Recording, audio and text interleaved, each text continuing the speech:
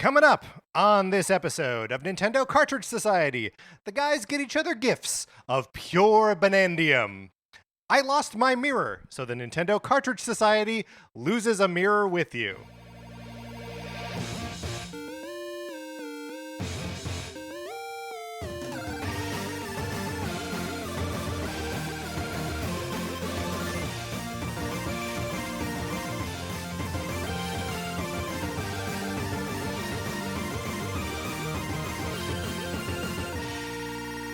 Welcome to Nintendo Cartridge Society. My name is Patrick Ellers, and I am joined, as I am always joined, by my co-host, Mikey McCollor. We've got a good show for you this week. We're going to be talking about the news from the week, including that Donkey Kong Bananza Nintendo Direct. And then on Thursday, Mark and I are going to be starting our ABCs of Donkey Kong. But in the meantime, please welcome to the show, writer and general internet guy, Mikey McCollor. Mikey, welcome to the show. Oh, I'm ready to go ape.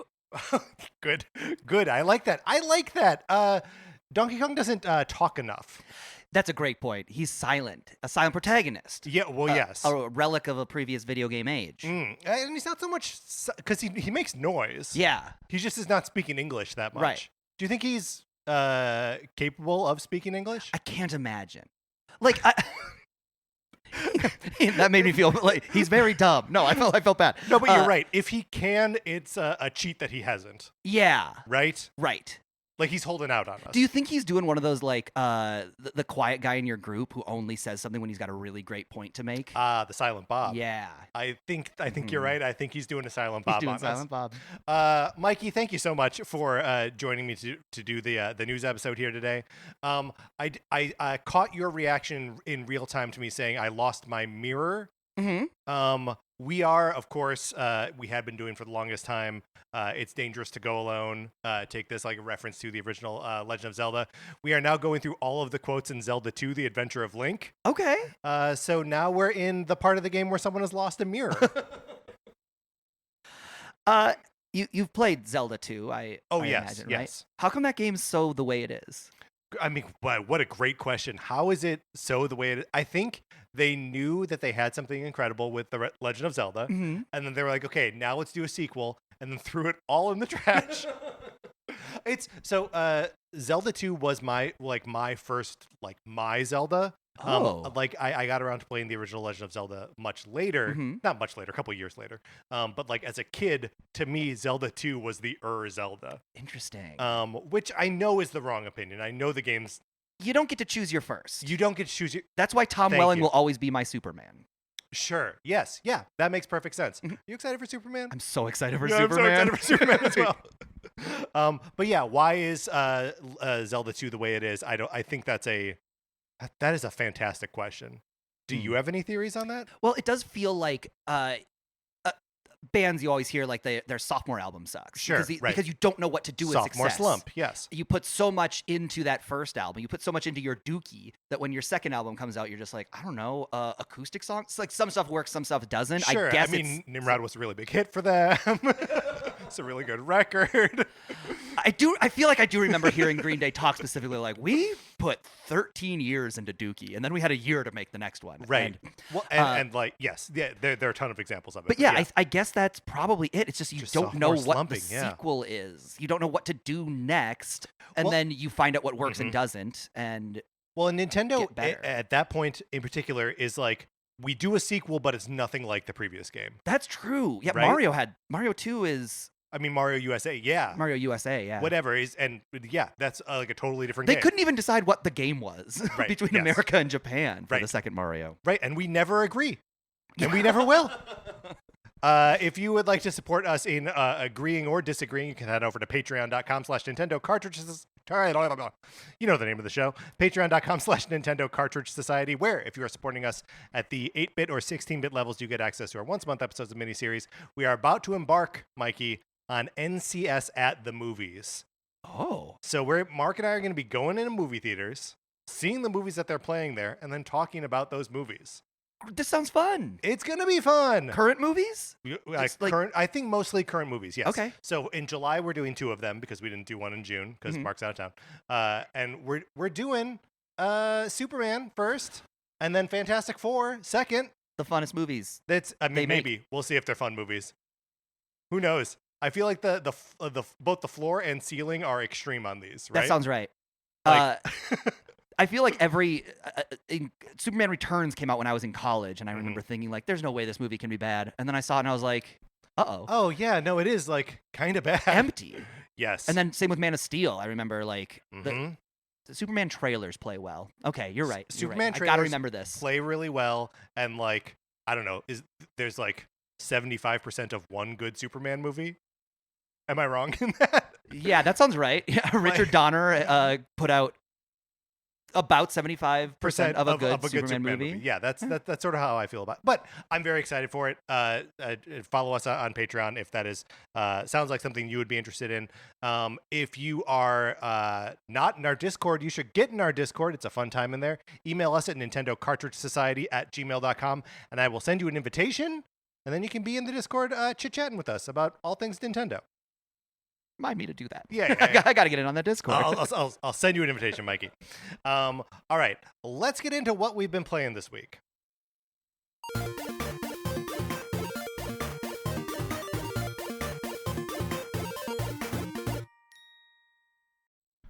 So we are both proud Switch 2 owners. Yeah, we are. And so we've been playing things on our Switch 2s. And I heard you on Video Games A Comedy Show talking about Mario Kart World and that you were enjoying the free roam. And I wanted to talk to you about it because I am also ecstatic about free roam. Okay. I think it's incredible. And Mark and I were talking about this on a previous episode, but for me, it has sort of become the anti-checklist game that because it doesn't tell you how many P-switches there are, where the P-switches are, because there's no like easily consultable map, that you're just sort of like out there roaming around, having a good time, and there's nothing like completion to threaten the fun you're having in the moment. And I just love it. Tell me about your experiences with it. I'm having the exact same experience. I'm doing the thing that I do with a couple of games these last couple of years, Balatro, where you're just like playing and then blink and it's 4 hours later. Yes. I couldn't have imagined this happening. I am not a Mario Kart guy.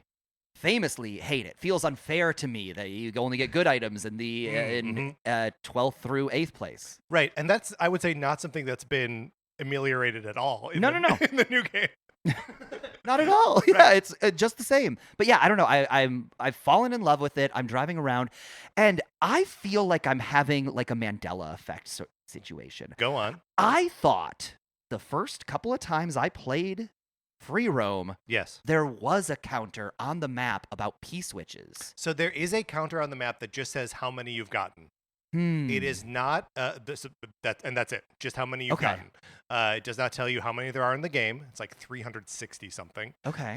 And it does not indicate where they are, like within a region or whatever. The only thing that it does sort of keep track of is the question panels. How many of those are on each track? Yes. And that's it. So and also the Peach medallions, totally like they're tracked. How many you've collected, but not how many there are in the game. Got it. Okay. Yeah. That must have been what I saw and had in my head, because I am so happy that you are able to do the not completionist and you can just play in Rome. I can feel myself beginning to lust to like, okay, I got to start clearing out this area. I was on the airship course. I realized I had like 4 out of 5 question blocks hit. And then I said, well, I got to get it. And I drove around looking for it, and I found it, and it was really hard. I had to drive on a wall. I love that stuff, man. Where like you can see it on the map, and you're like, okay, so it's on top of this building, but how am I supposed to get up there? It's cool. It's very fun. Yeah, I can't believe I feel like the sentiment, and I could be wrong about this. I feel like people are saying that the Mario Kart free roam is kind of empty and doesn't have enough stuff, which feels insane to me. Me too, because there's 360 whatever P-switches, and like the variety in sometimes you're just collecting 8 coins and whatever, but like there are so many times where it's like, yeah, do like 800 perfect tricks in a row, and I'm like, what? And it's the most challenging thing you've ever done. You're just grinding on it for like an hour. What's your longest? Do you remember which P-switch gave you the most headache? I mean, there are a couple that I've driven away from. Really? There was one. I don't have that in my You don't have like that. I'm not capable You're not- of it. Like okay. I can't go to Vegas and be like, I'm up, it's time to leave. Like I'm walking with no money. No, right. Well, that's how I felt though. It was like I was doing it for like an hour, and I was like, I can't do this. It was one in a watery area where there are those like serpent eel things like jumping in and out of the water, and you have to like ride on its back and perfectly perform like tricks off of it. That I just like I couldn't for the life of me wrap my head around it, and just like wasn't getting there. What have you had one that you've been really hitting your head against? Or? The one I did was in just like a wide open grassy plain. It was like drive straight up a ramp and then do like not that many tricks, 2 or 3 wall tricks off of, and then soar to the end. And I couldn't figure it out. And it was like one of those things where like you're playing late at night and you know that if you just go to bed the next morning, the very first try, you're going to ace it. So I was like, I can't let future me win. No. And I did get forget that guy. Yeah. What's so interesting about like that sort of phenomenon, and like the one that I was describing where like I just had to walk away from it, is I don't know if I'm ever going to find that switch again. That's the fear. Yeah. And so like I do think there is tough because currently I'm enjoying the fact that because its counter is so loosey-goosey and doesn't show me, how many P-switches I'm missing in an area, that like I feel relaxed about exploring because I don't feel like I'm just going to check a million things off a checklist. But I also do kind of want that checklist. And it seems like it'd be an easy thing for them to implement in the future. Yeah. So I'm torn. I don't know if I want that or if I don't want it. It feels like it would improve the game, but I almost think that Mario Kart is good because it feels less like a game and more like a fun experience racing karts. I hear that. Yeah, it is like, who is this game for? And there are very much like, I remember thinking this about, weirdly, the Barbie movie. Yes. Like, this is, I love that movie, but I was like, this is somebody's first introduction to like a lot of the ideas of feminism. Yeah, totally. And so a lot of those speeches are very on the nose in a frustrating way for me, but I was like, it's not for me. Right. It does. Right. The fact that that's on the nose should not offend me. I should just be like, yeah. I'm glad you're that right. the people who this is for, it's going to hit exactly right. Right. The people who don't want to feel overwhelmed by an Ubisoft map, cluttered. Right. To see 1,000 waypoints on the map that you have to follow and like cross things off a list. Like, yeah, if I love a game, I love to do that. Me too. But it like Mario Kart, maybe Mario Kart just isn't meant to be that kind of game, and it's doing what it is designed to do better than anyone. Which is sort of how, like at the same time I'm playing Breath of the Wild, right? A game I've played before, obviously, but like that very much does have and a lot of them are like waypoints I'm setting on the map myself, and like, but there are quest markers and all this kind of stuff, and there are lists that I'm checking off as I go. But like that game is doing that. Mario Kart doesn't also have to do that. Right. So yeah, I'm having a very good time with it. Sarah and I went online and did some 2-player knockout tour. Oh, really? Which so hard. Knockout tour online. Have you done any? I have, absolutely. Have you managed to win one? I have won 1 or 2. 1 or 2. Is it 1 or 2? I think I'm going to just say 1 and be confident in that. Okay, good. If people find my gamer tag and like look it up and it's 2, then I'm, wow, what a humble guy. Then you'll if be I ruined. say 2 and it's 1, then I have to leave the internet. Yeah, I think you would. Yes, and we'll put your friend code in the show notes here. Great. But yeah, it's we played for a couple hours. She won 1 and I got second once. Oh, great. But yeah, it's so hard and so fun, and obviously because of like the way it's formatted, it triggers a lot of the same like Tetris 99 joys in my brain, where sometimes you get knocked out in the first lap and you're like, how am I in the bottom 20? You're like less than 20. How am I worse than that? And then other times you get into the final 4 and you're just like, oh yeah, I'm a god, but really you're just like sort of lucky. Exactly. Yeah, it feels very roll of the dicey. Totally. I've been afraid to play it 2-player because the worry is that I'll get knocked out first and then my girlfriend will still be playing, or vice versa, and then they just have to hang out. Here's the thing. Sarah and I have taken to coaching each other when the other person's been knocked out. So, because some of the way the knockout tracks are connected, it can be a little bit counterintuitive how the courses like flow from one to the next. So, while we've got the like the cups, whatever they're called, when you're like a Grand Prix or whatever, we've got like those versions of the tracks memorized. when you're in the knockout, it's a little bit. You just gotta need a little help. So being like, there's a left turn ahead, or like, look out, someone planted a banana right there. Whatever. We're coaching each other. I love this. I love this so much. And like, you get knocked out, and you're like, great, throw the controller down. And you're like, now we're gonna work on you. So yeah, it's been a blast. I love playing Mario Kart World by myself. I love playing it with her. I love playing it online. I think it's just a really good special game. But let's move off of Mario Kart for a little bit. Mikey, tell me about what you've been playing. I've been playing on this brand new Nintendo Switch 2. I did already reinstall. Well, because I should say, first of all, my Nintendo Switch 1 about 8 months ago was in my backpack. The right Joy-Con snapped off, rail included. Ooh. And I'm almost exclusively play Switch portably. And so I just haven't touched my Switch. So it was kind of like a treasure trove of getting this Switch 2 and like setting up my account and be like, what games do I even have? Right. And so I did download Balatro and put another 70 hours into it and then deleted it again like over a weekend. Right. But I've been kind of trying out games that like I want to see how they flow on Switch 2. So I popped in one of my favorite games of all time, Resident Evil Remake. Ooh. That on Switch 1. Unplayable. Really? Such long load times between doors. Resident Evil has these door loading screens. You are looking Was at... it worse than like on GameCube? Certainly in my memory. Okay.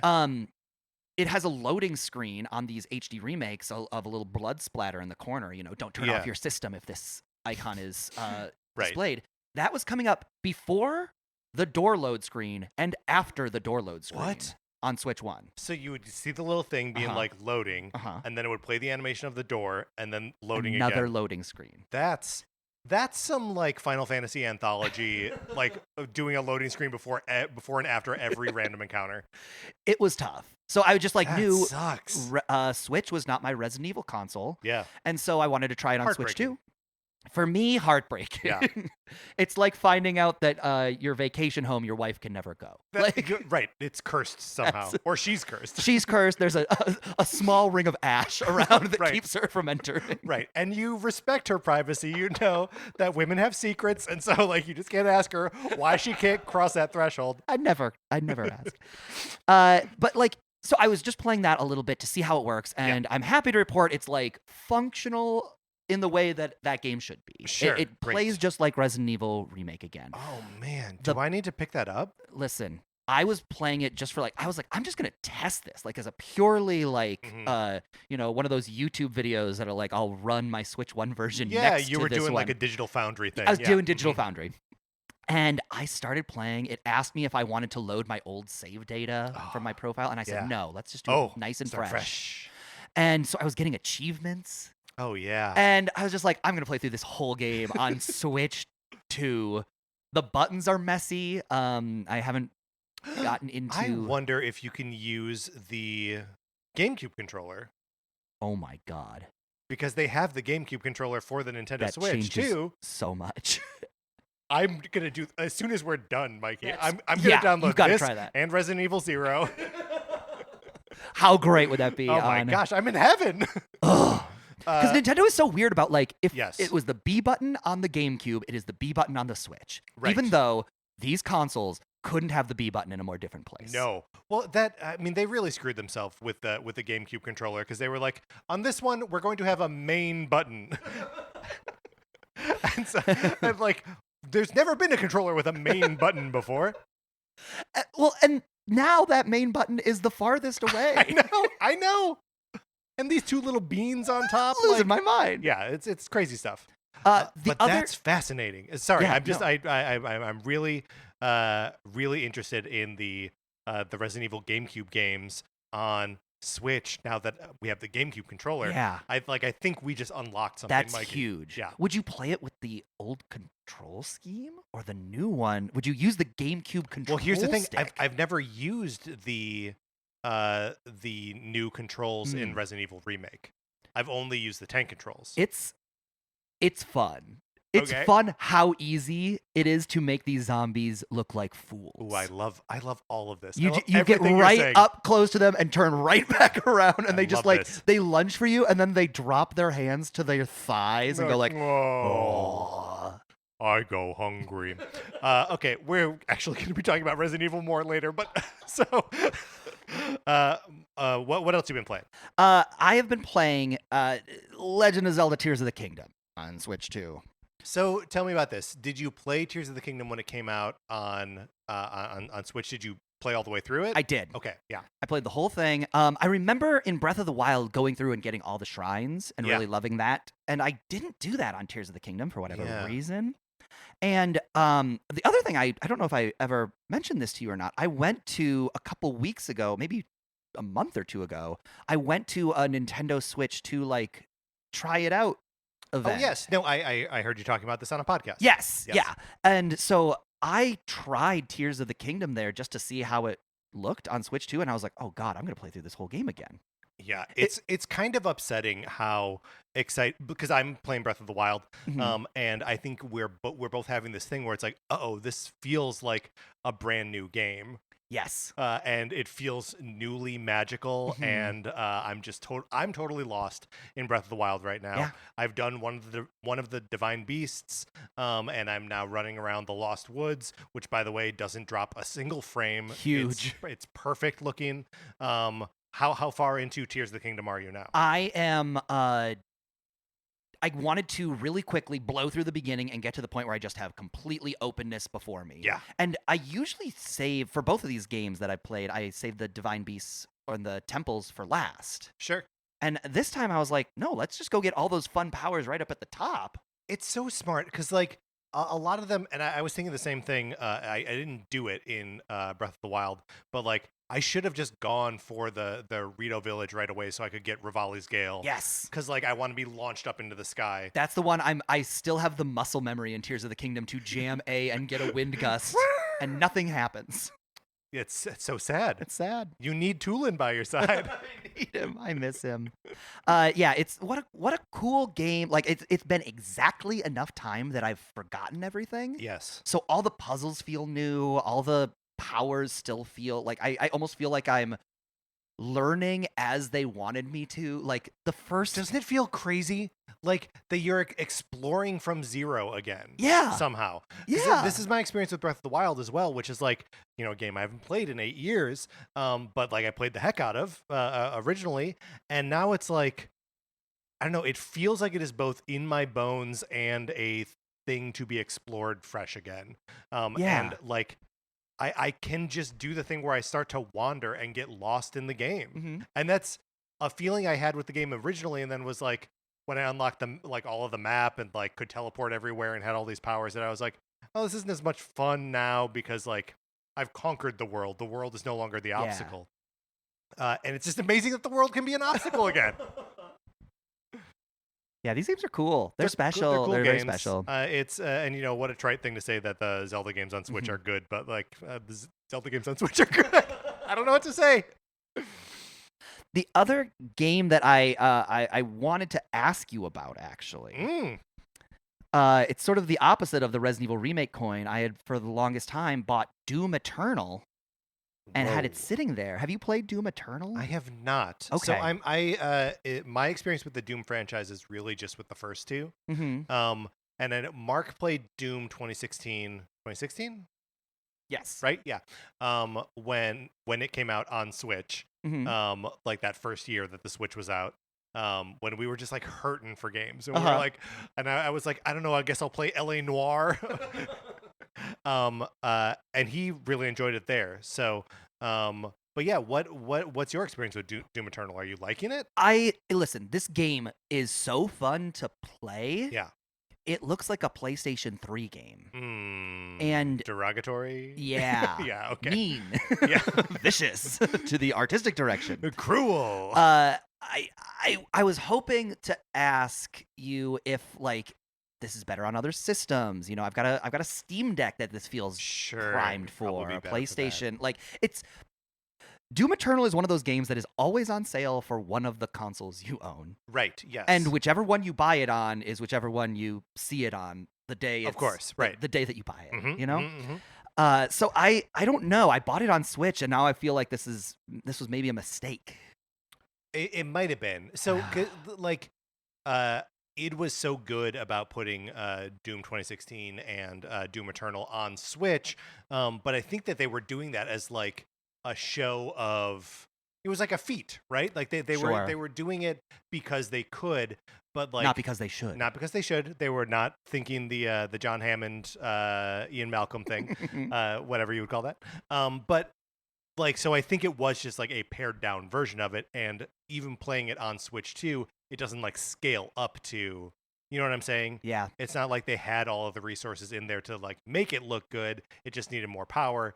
It's like, no, they made those compromises and put that Yes. compromised and that version on version Switch. is Yeah. continuing to be compromised. So, Right. Yeah. All right. Which like, and I think you have to respect that out of Doom, because Doom is such a like, you know, twitchy, like frames are important kind of game. Yeah. So like you have to sacrifice visual fidelity if you need it to Mhm. run like that.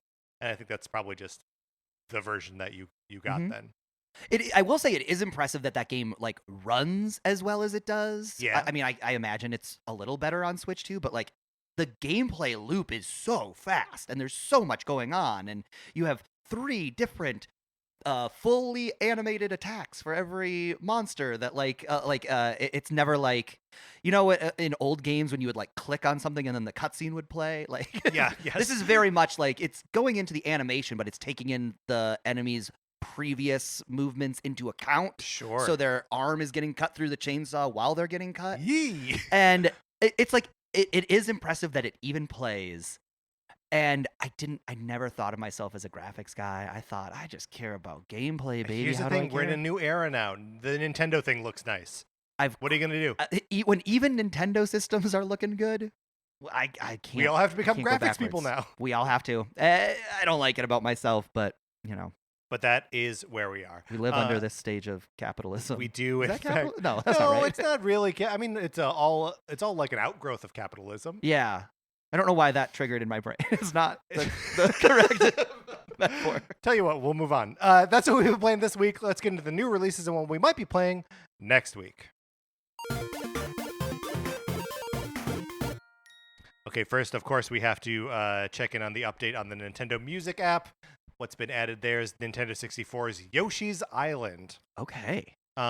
Did you ever play Yoshi's Island on the Nintendo 64? Or wait, Yoshi's Story. is the Yoshi's name of the game. Story. I wrote it down wrong. Oh, I got nervous. Yes. Well, and I got nervous too, saying something wrong. Yes, Yoshi's Story. I love Yoshi's Story. Yoshi's Story is a great game. Played in isolation, its soundtrack will make the room feel crazy. Okay. This is my big question about Nintendo Music. Yeah. What are you listening to on it? Mostly the working music. So Okay. anything that can like just kind of go in the background, Mhm. and like my dream would be if they were to add the music from Mario Paint. You know, Mm. that just like I can do that and I can like work on something. I can like edit something. I can write. The Clubhouse Games 51 Worldwide Classics that got added last week, a great contender for this. Oh, okay. Because it's all like just sort of background music. It has that very like Japanese city pop kind of vibe to it. Okay. The Wii Channel stuff I really liked. The Mi Plaza stuff on 3DS. All Is that stuff on Nintendo Music? Yes, Okay. it that is. I love. Yeah. I just feel like so many game soundtracks Yes. are tough to listen to. Go off, King. And would never like Yoshi's Story is it does feel like oh, you enjoyed that cake, how about you eat just the flour? Like it's like Yes. those ingredients together makes for a great game. That music is awful. Right. Yes. It's really bad. Right, perfect in context, but out of context is kind of just like, oh god, why? But yeah, there are enough, and obviously like there are some like especially newer games where the like fidelity of the samples or like things are actually orchestrated, where like I do want to listen to it, Mhm. but like yeah, it's crazy. You'll be listening to like the Tears of the Kingdom one, and like great music, and then it's like a fight scene, and you're like, and you're like, it messes with your flow. Uh-huh. I hear that. So Yoshi's Story now available on Nintendo Music app.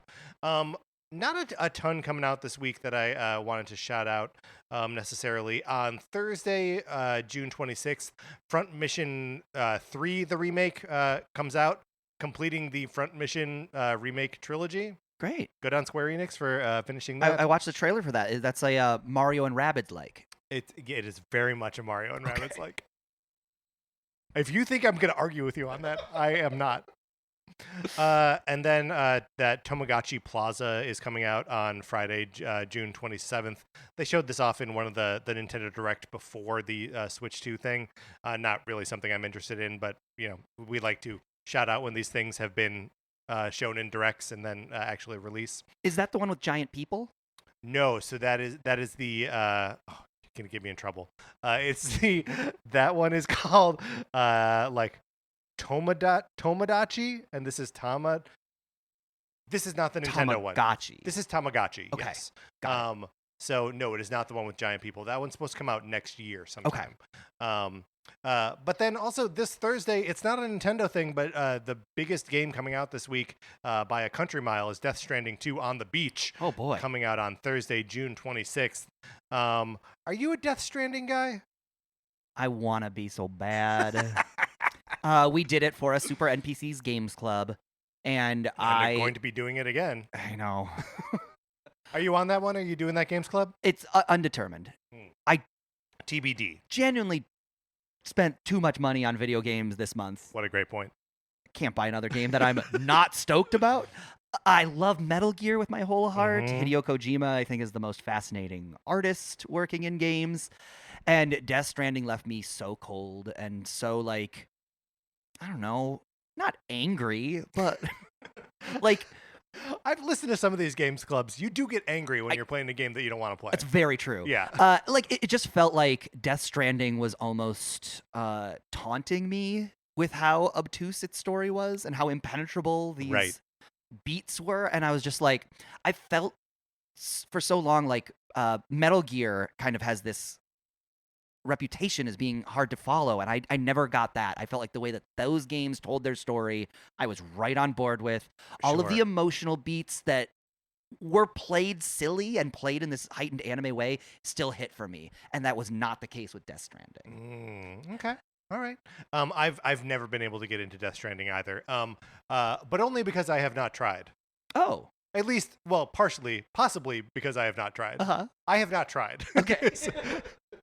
I don't necessarily need to tie causation to that, but I've never tried it. But seeing the warm reception that 2 is getting, it seems kind of more roundly positive than the first one got. Yeah. Especially at launch. The first one, I think when it came out was a lot of people being like, this is a very interesting game that I feel like dislikes me, but I like it. I remember it getting 7s and being shocked. Yes, it was kind of the king of 7s. Yeah. Right? I think IGN gave this one a 9. So it's maybe it's just better on its face, or the time has passed and we are we now understand Death Stranding. Or I could also see just in the same way Zelda 2 took some of the wrong lessons and fumbled. A lot of times we get on Assassin's Creed 2 where they really feel what works and what doesn't in the first one. That's and true. They're not working so hard to recreate a great thing. They're working to improve a solid thing. And Yeah. we get there. Well, interesting stuff. Okay. Those are the new releases, Mikey. Let's close the segment out. Which brings us to a regular segment on our show. It's time for 433. In 1952, American composer John Cage wrote a piece called 433, wherein a performer or group of performers didn't play their instruments for 4 minutes and 33 seconds. For the purposes of this show, our instruments are talking about Nintendo. So, for the duration of one performance of 433, Mike and I will talk about something not at all Nintendo related, thus fulfilling the contract of the piece. We are, however, going to just keep talking about Resident Evil. Because, look, we just had this experience together where we played Resident Evil 4 Remake on the Games Club, the Super NPC Games Club, and it was a blast. Not your first time through the game. No. My first time through the remake. Yeah. And I loved it. You loved it. It's hard not to love, right? It just feels like such a layup, but also, it's a warm glove. You slip back into it after however long it's been. It's so true. And you just like you see all the characters, you love all those guys, and you're Mhm. like, yes, we're back. But there's Resident Evil news Mhm. that we got to talk about. What was it at a PlayStation thing? Where did this? It was at the Summer Games Fest. Summer Games Fest. Okay. So the reveal of Resident Evil 9, aka Resident Evil Requiem. What's going on in this thing? It's a great question. There's a lot of talk about this game being both the end and the beginning of the Resident Evil franchise. Oh, I don't know They're what kind that of- means. It's this. Well, okay. It's the Yeah. same language that like the Russo brothers are using to talk about Avengers: Secret Wars. Okay. Like I like this being the new trend. Like we're learning with like Harry Potter that if your Uh-huh. story has a baked-in endpoint, it's almost impossible to keep it going. Right. So Yes. how do you keep make your property less Harry Potter and more Batman, where anything can happen for forever, and you do these stories that are simultaneously ends and beginnings? It does feel like so Resident Evil Requiem, we see we're going back to Raccoon City. Love it. Amazing. It Love got Raccoon nuked. City. It's my favorite place in video games, I think me too. next to Hyrule. Yeah. Well, Hyrule doesn't have any crests. That's true, and there are so many crests. And I gotta say, Hyrule, get a couple more keys with like spades and clubs on them. And gun shops. Yes. Yeah, it's such a great location, and it does feel like that would be the perfect place to close out if you were going to do this is the end of Resident Evil. Right. The story that I just watched a YouTube video today, and I can't remember who made it, so I can't shut them out. I feel bad. It feels like the perfect story they could build to. There have been a lot of like hints. The Right. main character is coming from as the child of a character from Resident Evil Outbreak. So we're already like playing around in like obscure arcana Yes. from the Resident Evil. And not just that, it does feel like the new Resident Evils have been building to something. Sure, I feel There have that. been a lot of like post-credit scenes and like new twists on the virus in 3 that like makes us think like, oh, well, why would there be this other kind of virus? Like Jill's carrying around a canister with a weird virus that we never heard of. Right. Well, and like we're seeing that in the 4 remake too, where it's almost like this is not. I don't believe doing like a full-on canon rewrite or like an alternate universes thing like the Final Fantasy VII remakes are doing, but like maybe there is some of that in the air here, right? Right. That like if we've got this recursive thing that is both the beginning and the end, like what does it like usher into as a beginning? What does it come out of as an end? Yeah. Like it it could be very cool, trippy stuff. And that is the applause to tell us to stop talking about Resident Evil. Perfect. Today we were accompanied by the EBU Euro Radio Orchestra. All right, Mikey, let's get into the news. We got to talk about last week. Nintendo had a 17-minute Nintendo Direct all about the upcoming Donkey Kong Bananza, and formally revealing for the first time that a little preteen Pauline is DK's companion character. Mikey, I don't know about you. I sort of expected this to be sort of a bummer or sort of a bust of a direct. The Mario Kart World one from a couple weeks ago was like all information that we basically knew, and so I was kind of ready to be like, okay, this is just stuff we already know about this game. But it was not that. It was so much new information about Bonanza. It was like this was the story reveal. Yes. Well, it was the story reveal, but it was also kind of like the mechanic reveal too, right? Like, and the progression reveal, like everything that makes me go like, oh yes, obviously this is like a new Mario Odyssey game, like comes out of this trailer. Yeah. It like I couldn't believe that they did both. Like I feel like if it had been just focusing on like the terrain stuff, like this game is implementing destructible terrain and even like buildable terrain, almost like a sculpting, Which blew my mind. unbelievable. Yeah. If it had been just that, I think I would have felt a little cold. I was like, okay, that's gameplay stuff, that's fine. There's nothing to hook me emotionally. But then we get a little girl whose dream is to sing. And she's singing songs. She's singing songs to the tune of like original Donkey Kong arcade music. Yes. Unbelievable. Like, I'm tearing up watching the Donkey Kong trailer. I know. And I know, man. can't believe it. Like, I knew Donkey Kong Country like meant a lot to me when it was first happening on the Super Nintendo, but Yes. this was honestly this trailer was the first time I was like, "Oh, Donkey Kong's up there with the Marios and Metroids for me of like the things that like I always describe them as my second favorite properties. Yes. In video games, I have like 35 second favorite properties Right. because Resident Evil is what Is it is. number one, right? In television, Lost is my favorite show of all Mhm. time, and then I have 45 second favorite shows of all time. Yes. And I wouldn't have put Donkey Kong in there But until now you know that he is. and I know he is, and he's been there all along. What's so interesting about that is like Donkey Kong comes and goes, right? It's been over a decade since the last new Donkey Kong game, right? Yeah. Since Tropical Freeze was originally released on Wii U. And we've not really had a 3D Donkey Kong game like this. You can sort of argue that Donkey Kong 64 is Mhm. like this, but Donkey Kong 64 is just another Banjo-Kazooie, right? Yes, very much so. Derogatory. And love Banjo-Kazooie, but like anyway, that like this is somehow both a throwback to like Donkey Kong as an important part of like the Nintendo architecture and something new, Yeah. which like how often do we get something new Right. from Nintendo? It's not that often.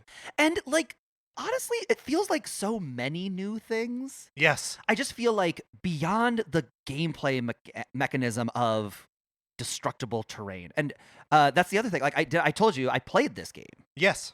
so like it feels good, and all the things Love it. that like see like it. There's a ton of moves and a ton of stuff happening, but it all feels like if Donkey Kong Country was sipping tap water, like this game is fizzy water. Yes. There's so many things happening, and I just feel like I'm like distracted by them all, but it's like because there's sonar and there's hand slapping, it makes it all manageable. Right. Yes. Picking up rocks and throwing them makes sense in a way that it even like it I don't want to be derogatory towards, the Breath of the Wild, Tears of the Kingdom. It almost feels like I have to shift my brain from sword fighting to Yes. bow and arrow fighting. Mm-hmm. And this felt just part of it. It felt like it was just Right, part like of the it's, combat. Like it's all the sum of the couple things that Donkey Kong can do, Yes, right? yeah.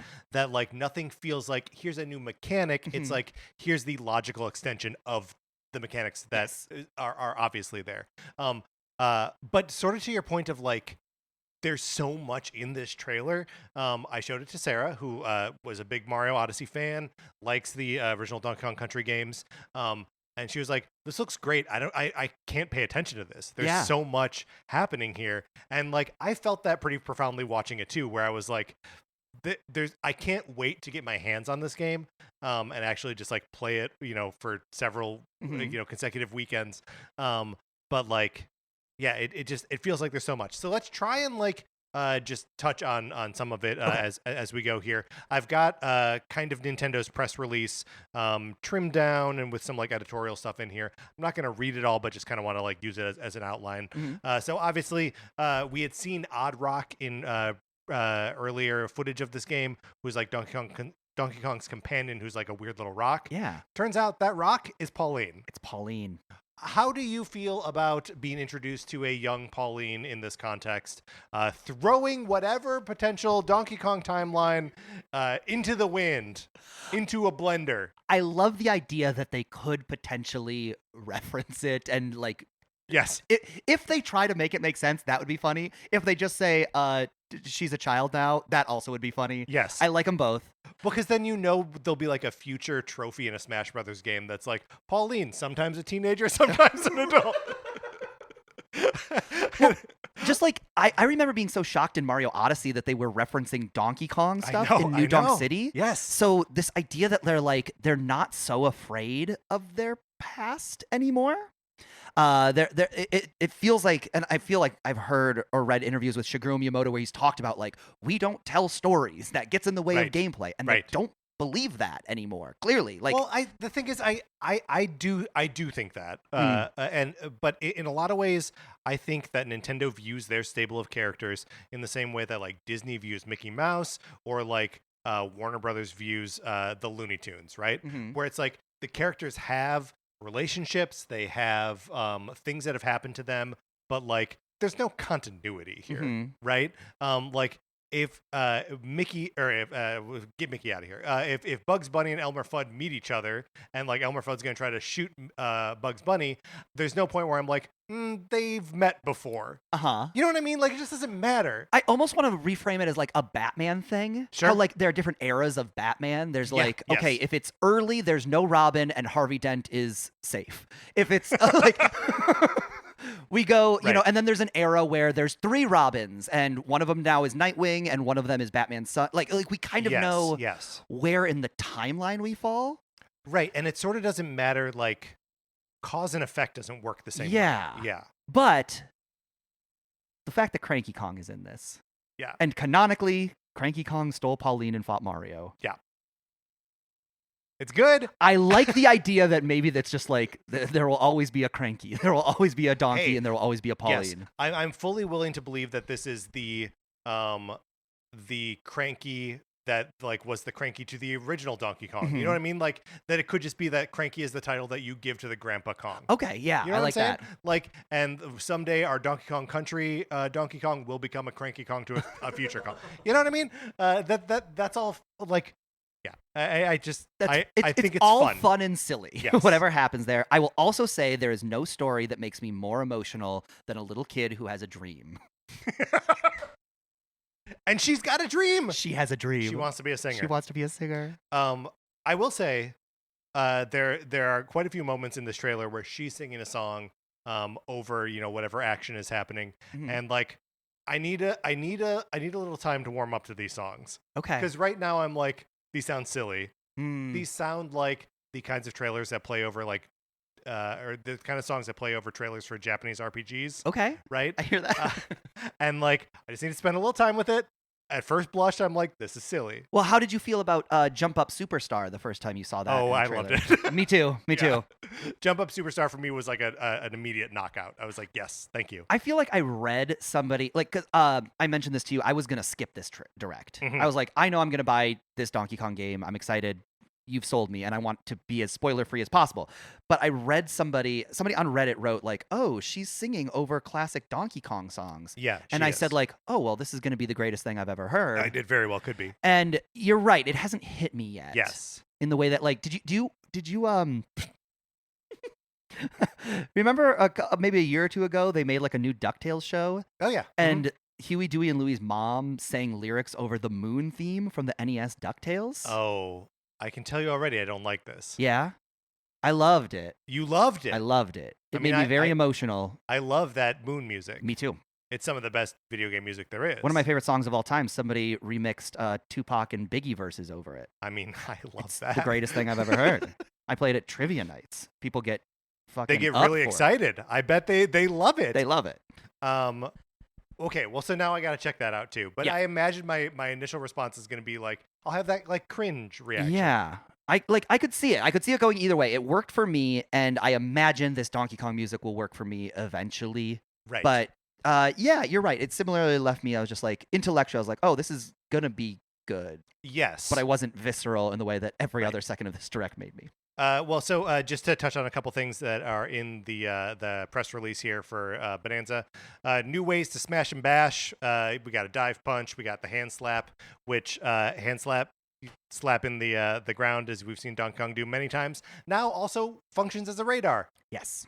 So you can find hidden things Mhm. like giant bananas that you want to collect. Turf surfing. Come on. You pick up a rock and you throw it and you ride around on a rock. That was the thing I was telling everybody after I played it. I was like, you gotta understand. You can rip a rock out of the ground, This monkey turf surf. spin it, Uh-huh. and then jump on it like a surfboard. Moving on, we have Bonanza transformations. Okay. This is wild stuff. So there are evidently giant animal elders living deep below the earth. Uh-huh. A giant gorilla, a giant zebra, and a giant ostrich. Maybe more that we haven't been introduced to yet. We don't know. Didn't even consider that. Okay, So great. there's reason to believe that there's possibly two more. Okay. But and you can use Pauline's song to transform Donkey Kong into a souped-up gorilla Kong Bonanza, or a zebra Bonanza, or ostrich Bonanza. So you can either smash better, run better, or fly. Mhm. That's cool. It's cool stuff. I'm very excited for that. I am a little disappointed that one of them is you transform your monkey into a monkey. Yeah, I mean that seems like it's like if a werewolf was a dog to begin with. Do we know what happens if a werewolf bites a dog?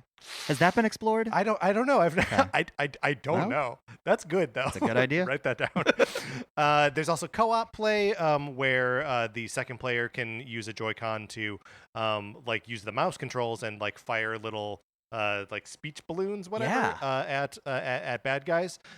This is also going to be available in the game share. So locally, you can share with a Switch One somehow. Magic. Like I can't wrap my head around it. So this is a Switch 2 game. It's a Switch 2 game, and I think what's happening is the Switch 1 is streaming it from the Switch 2, because it has to be local, right? Mm-hmm.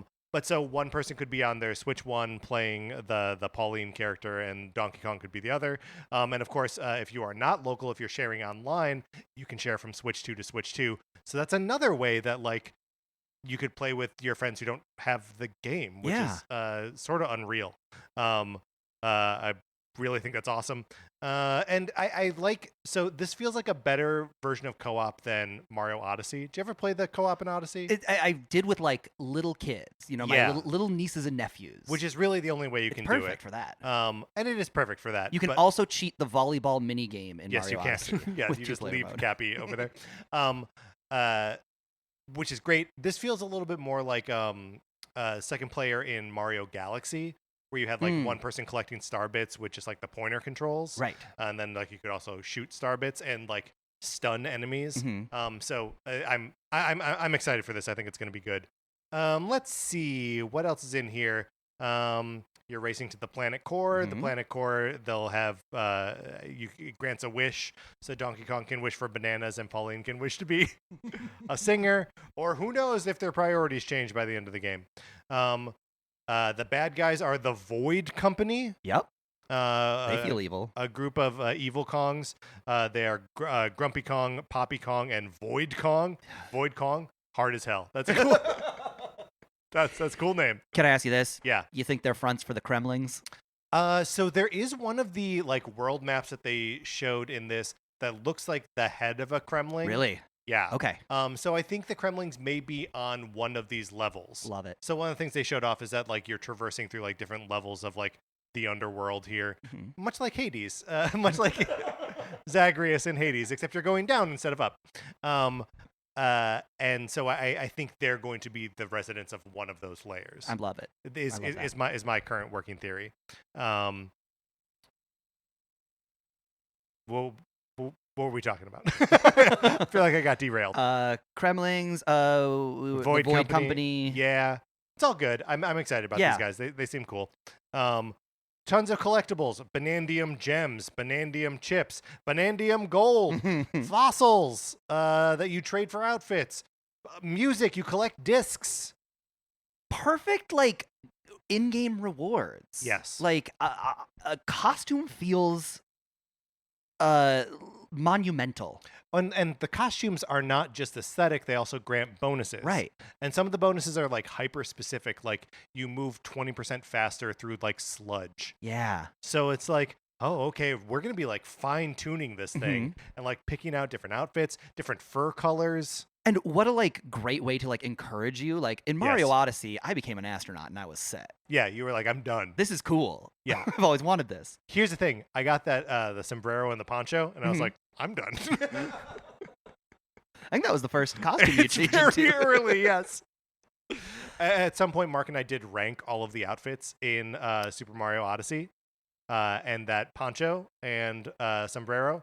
I won't say where exactly it landed. Very high, though. Okay, all right. I feel it. I mean, it is a good one. Like, this is something that kind of made me realize, like, I hadn't even considered this. There were rumors that the Mario Odyssey team was working on a 3D Donkey Kong game. Right. And when we saw this game announced, it was like, oh, yes, this is clearly the UI design. This is clearly the Mario Odyssey team. Totally. And I was just like, great, we'll just get another Mario Odyssey. It never dawned on me that they would build on it, Right? which is ridiculous. But like, yeah, I was just like, yeah, of course we'll get cool outfits. No, they got stats. Yeah. It's like, of course we'll get a giant fun platforming adventure. It's like, no, we're gonna destroy terrain. Like Yes, it seems fathom. additive. It seems like they took Super Mario Odyssey, one of the best greatest games of the last maybe generation, ever. right, and made it better. Put a monkey in the middle of it.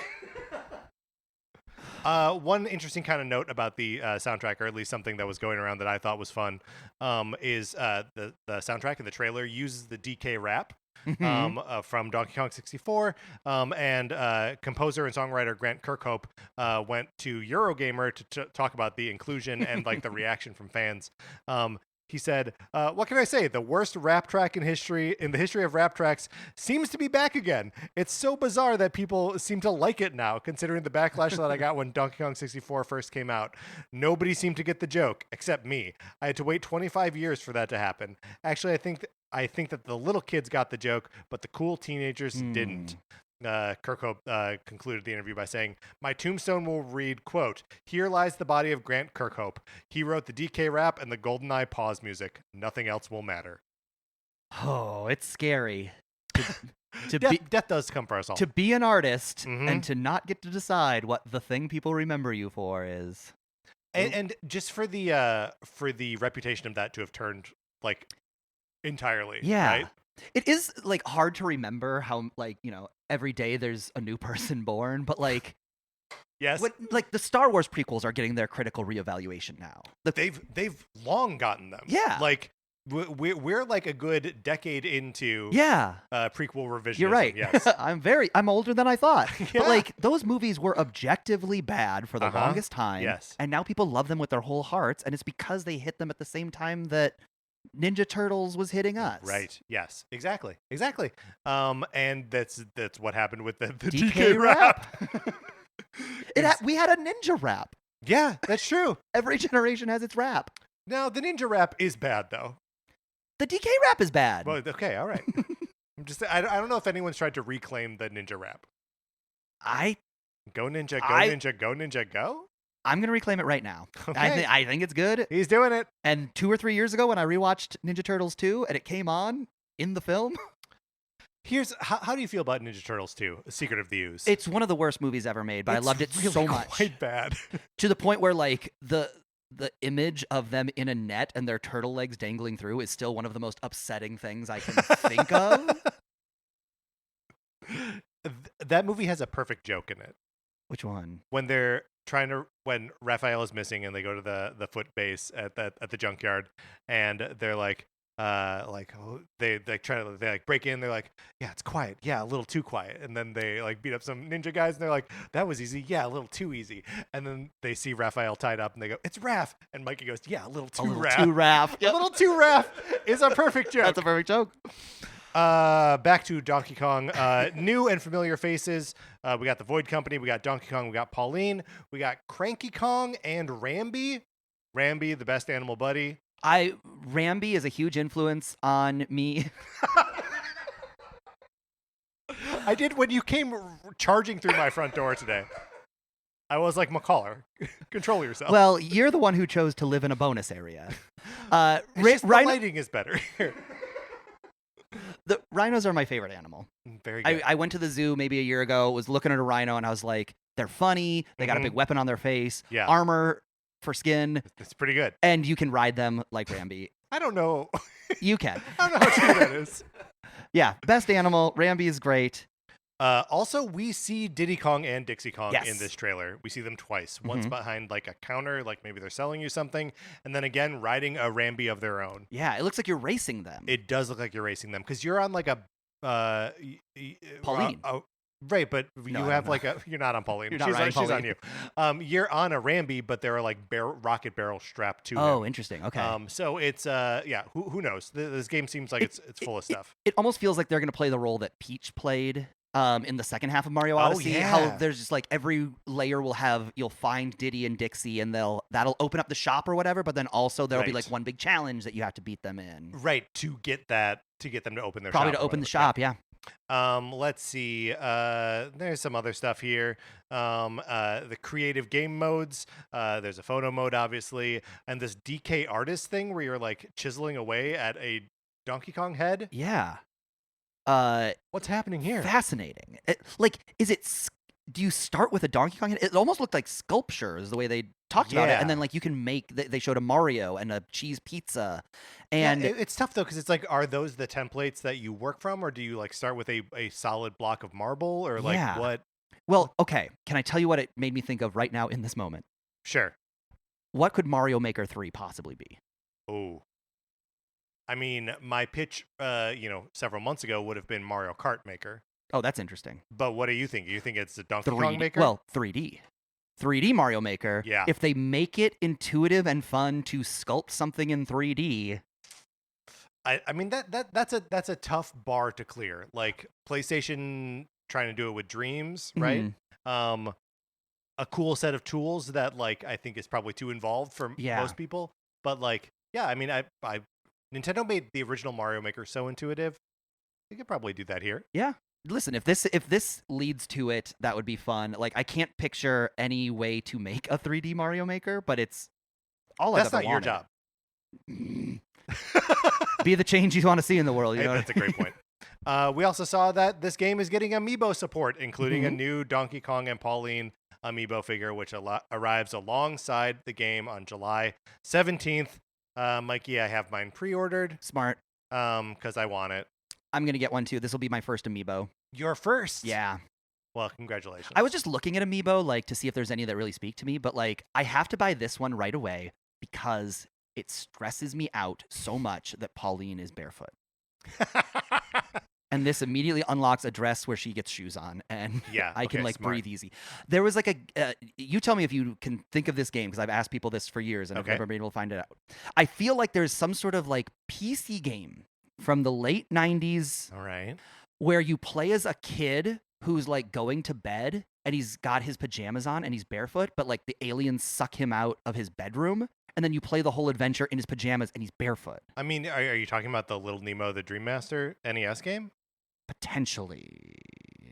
It was a Capcom developed game based on like the anime and like manga series. Mhm. Are Are they like blue? they're like blue and polka white dot? stripe. I think they're stripes. Maybe stripe. Yeah. But maybe they are polka dot. But it's like a pale blue and white pajama. It stressed me out. So this might be it. Is he barefoot? I think Nemo is barefoot. Yes. It stressed me out the idea of being on an adventure while barefoot. He is barefoot. I'm looking at a NES screenshot. This might be it. I used to sleep in shoes, Patrick.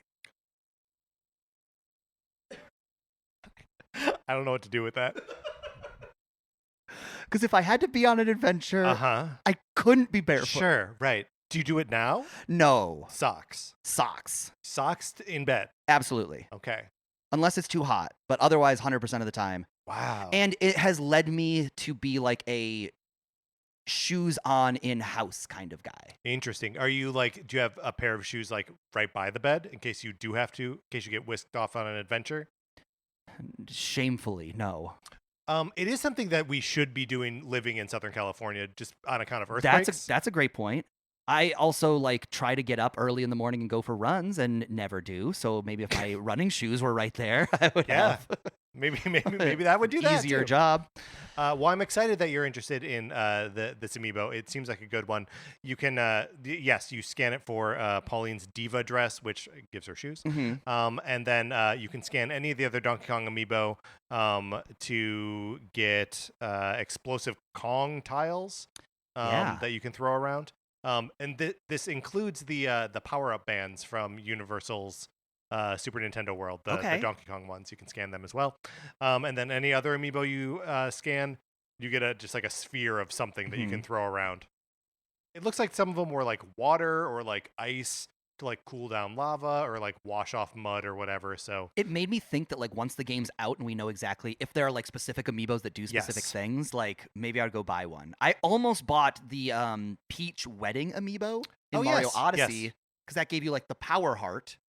Yes. And I was struggling with like the final boss rush of Mario Odyssey where you have to fight all the brutals with Oh yes. not enough health, and if I could scam that, I was Then you would have enough happy health. to do so. I have all 3 of those wedding amiibo. Yeah. And they like lived on my TV stand during the period where Mario Odyssey was the game that we were playing, which is my favorite thing to do. Really, like beyond using them to unlock anything, just to have them as like a constant accessory to be like, this is the game we're playing right now. In the same way that like you want to be dressed up as the Donkey Kong with like waders on when you're in the sludge level, like it feels like you want the whole experience to be like tailored towards what you're doing. That's correct. Okay, that's kind of everything about the Bonanza Nintendo Direct. It's gonna be a good game. It's gonna be a good game. I'm very excited. And it's only a couple weeks away at this point. Yeah. So very cool. Moving on to other news that is not Donkey Kong related. In a recent interview with IT Media, Super Smash Bros. And Kirby Air Riders director Masahiro Sakurai spoke about the state of modern AAA game development, suggesting that generative AI could be a possible solution. Here's the quote, and then we'll talk about it.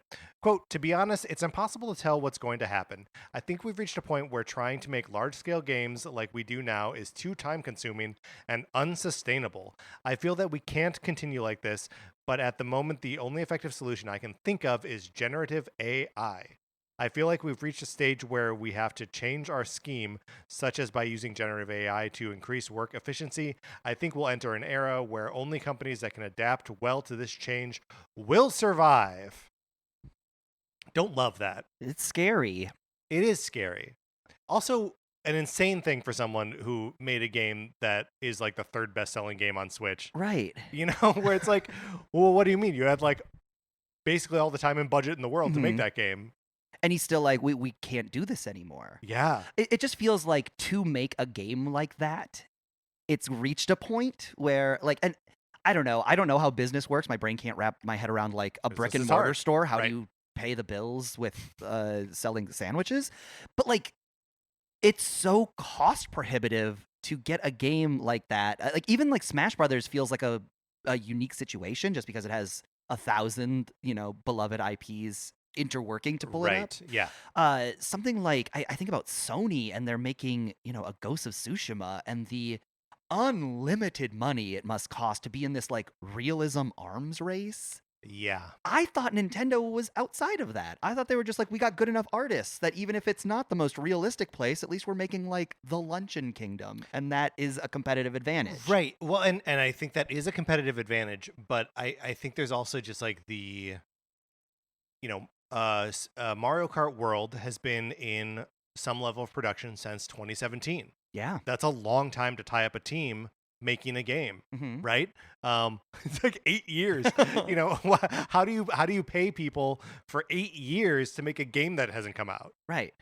So like I do get that there are problems with the scale of modern games, and like you and I just declared on this episode that like we're graphics people now. Sorry. Yeah. And it's just like, yeah, I mean, maybe part of what has to happen is, and like if it's trained internally on like your own resources, then like I'm not all the way against generative AI, right?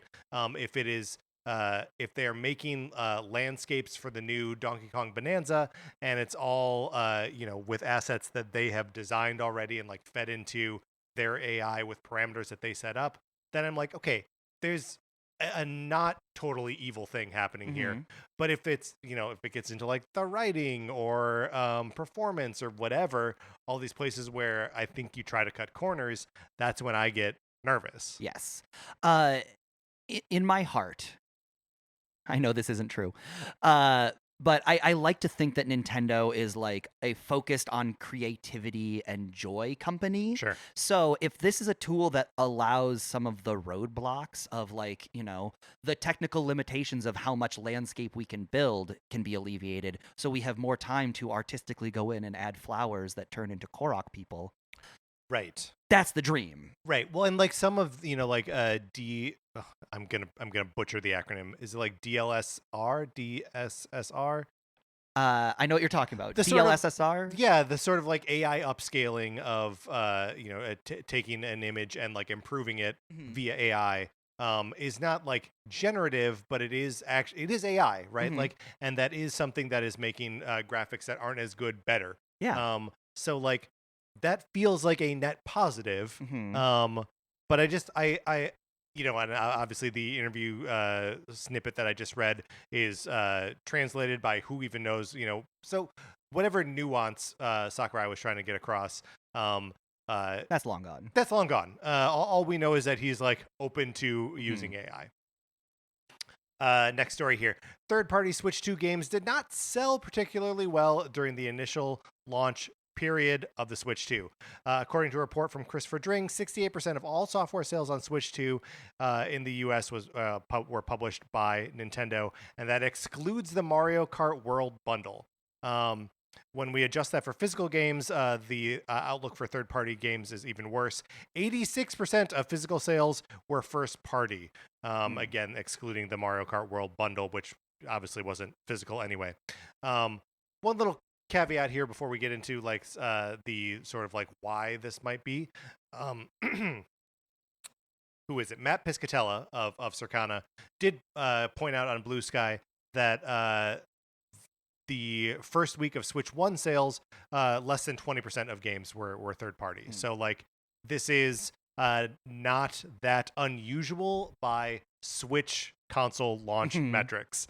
But Mikey, first, is this surprising information to you? Not at all. Yeah. I mean, also just to go into like the specifics of the third-party games that were announced.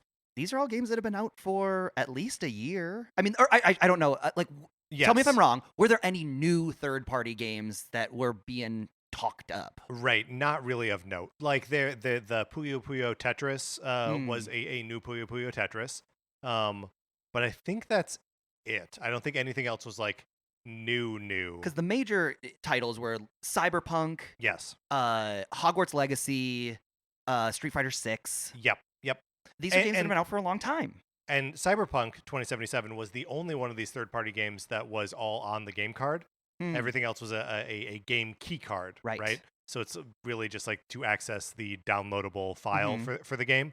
And Cyberpunk was the best-selling third-party game on Switch 2 during the week of launch. That makes sense. Like I wonder so much about like what are the games that feel novel on a handheld? Totally. And Cyberpunk on a handheld is kind of wild. Yes. And like I played a little bit of it.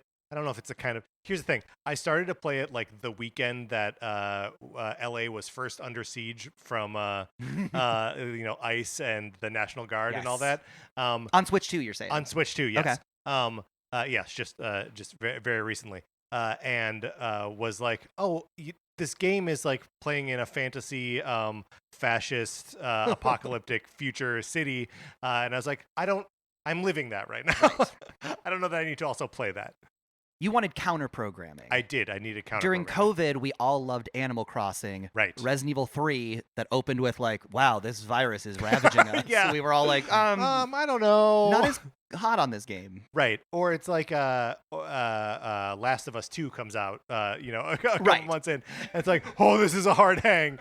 But it turns out that's the theme of the game is being a hard hang, so it's fine. So one publisher who was not named in Dring's report described their game sales as, quote, below our lowest estimates, which is pretty brutal. I'm pretty sure he's not talking about Sega because he mentioned Sega like elsewhere in the in the report. And they published Sonic Cross Shadow Generations, Yakuza 0, and the Puyo Puyo Tetris game that I mentioned before. My guess is that it was Street Fighter 6, that it was not selling particularly well. Because you have to imagine that Capcom thought they were going to sell because they made 3 amiibo. Right. Plus a set of like amiibo cards. So like they were ready to like roll this thing out. Is this also the first major Street Fighter since Ken and Ryu ended up in Smash Brothers? The first major like Street Fighter appearance on a Nintendo system? Yeah. Well, so the Switch 1, I can't remember if it was a launch game, but it was a very early. There was a version of Street Fighter 2, maybe called like Ultra Street Fighter 2, something like that, which was cool, but like is still just Street Fighter 2. Yeah. I mean, I don't think like Street Fighter 4 has never been on a Nintendo console. Street Fighter 5 famously a PlayStation exclusive. That's right. right. Really, really strange. But yeah, Street Fighter 6, I'm guessing, didn't sell that well on Switch. Yeah. I bought a copy. Did you? Yeah. I mean, I feel like fighting games are pretty niche anyway. Totally. Like, yeah. I want to see what the next big, like, does this count as a third-party game? Like, Silk Song will presumably sell infinity copies on Switch too. I imagine Hollow Knight Silk Song will sell well on Switch 2. I imagine Hades 2 will sell really well on Switch 2. But yeah, it's a good like I wonder outside of indie games, what is the next like third-party game that gets like a big Switch 2 port? Yeah. What's that going to be? Would you say that like Witcher 3 was that for Switch 1? Like a game we thought wouldn't make it onto the Switch and got it? Or is it closer to like if Grand Theft Auto 6 launched on PlayStation, Xbox, and Switch 2? Which seems like there's no way. Yes. Yeah, I honestly don't know. Because I don't think there are games that are going to launch on all three that are going to be triple AE. You know what I'm saying? Yeah, no, I totally get what you're saying.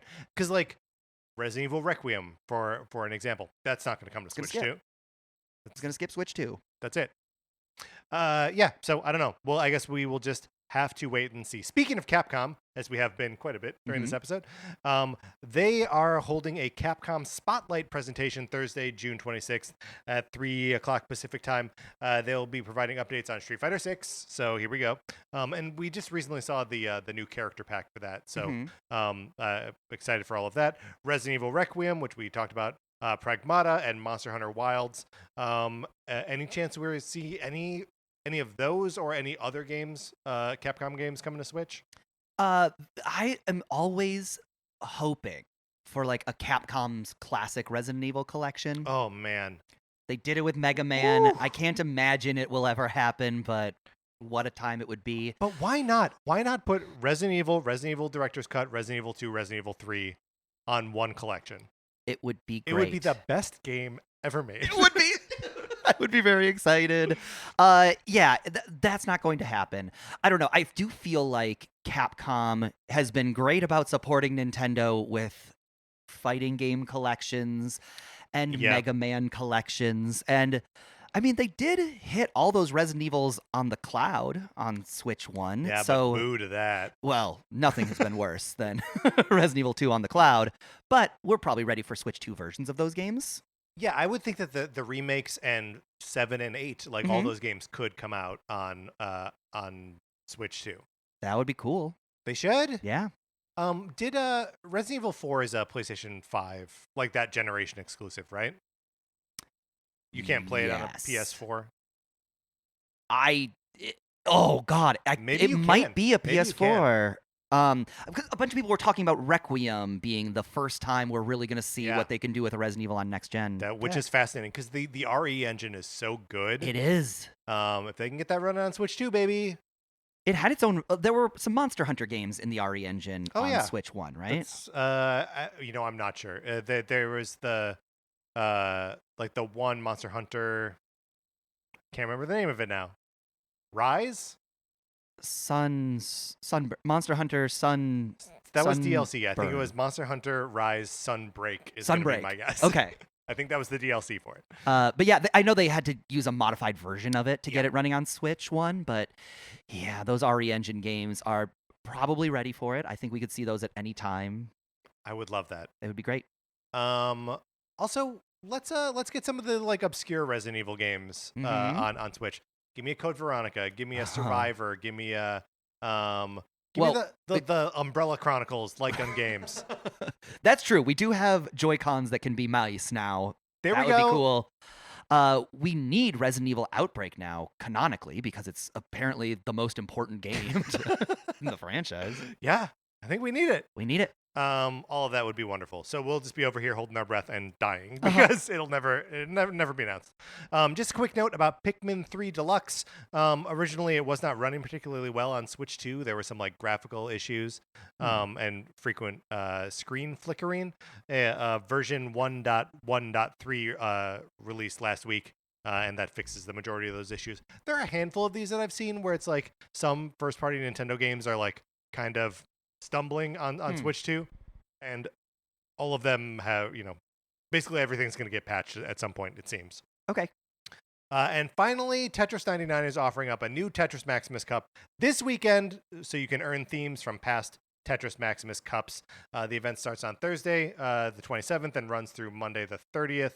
The themes there are 4 of them, 4 rounds, so 1 a day, I assume. Super Mario Brothers Wonder, Splatoon 3, and the Splatoon 3 Expansion Pass DLC, Pikmin 4, and The Legend of Zelda Skyward Sword HD. So if you have not collected those themes, you've got another shot at it this weekend in Tetris 99. And how do you collect them? Do you have to win? Yes. Well, so you don't have to win. You have to earn 100 points. You can get 100 points by winning one of them, or you get like 20 for being in or maybe you get like 50 for being in the top 10 or something like that. So it's really just like you play Tetris 99 for an hour and then you've probably earned it. And they're super fun. I have all these themes already because I'm insane about Tetris 99, but I will be playing because I love a good Tetris Maximus Cup. All right, McCollor, let's get out of the news.